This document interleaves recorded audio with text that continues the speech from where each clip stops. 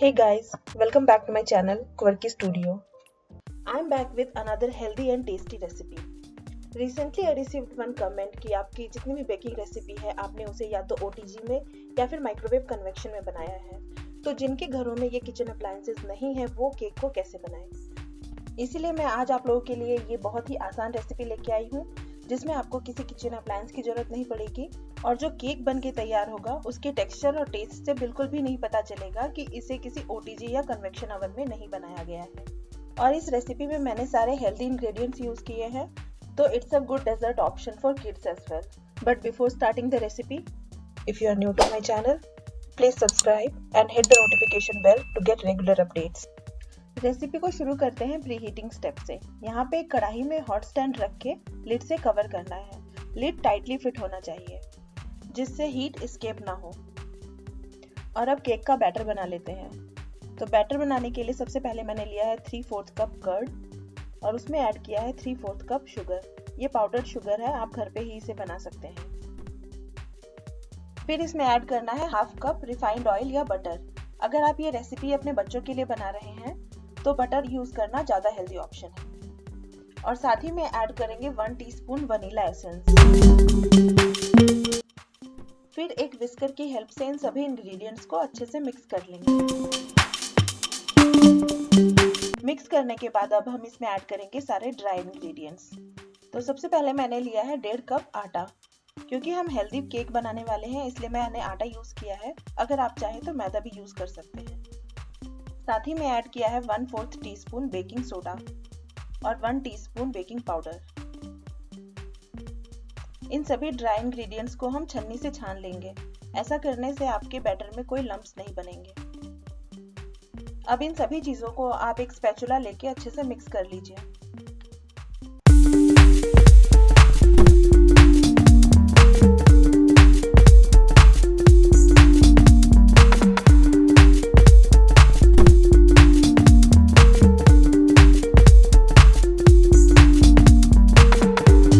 क्योंकि हमें एक बहुत ही अच्छी फ्लोइंग कंसिस्टेंसी चाहिए इसलिए हमें इस स्टेज पे 1/4 कप वाटर भी ऐड करना है।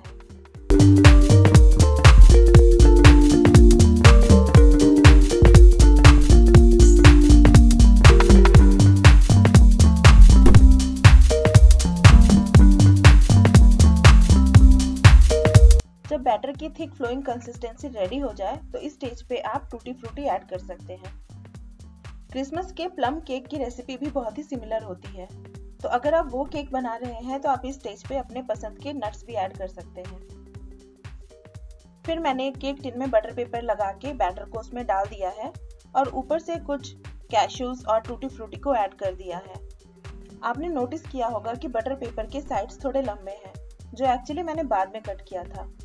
अगर आप इसे पहले ही कट कर लेंगे तो बैटर ऐड करने की प्रोसेस स्मूथ हो जाएगी। मीनवाइल हमारी प्री हीटिंग प्रोसेस कंप्लीट हो गई है। तो अब हम इसमें केक टिन को रख के लिड से कवर कर देंगे।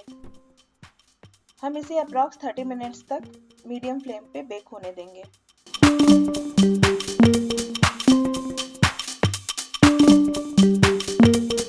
आफ्टर 30 मिनट्स मैंने उसे नाइफ की हेल्प से चेक कर लिया तो नाइफ बिल्कुल क्लीन निकला, तो इसका मतलब है हमारा केक रेडी हो गया है।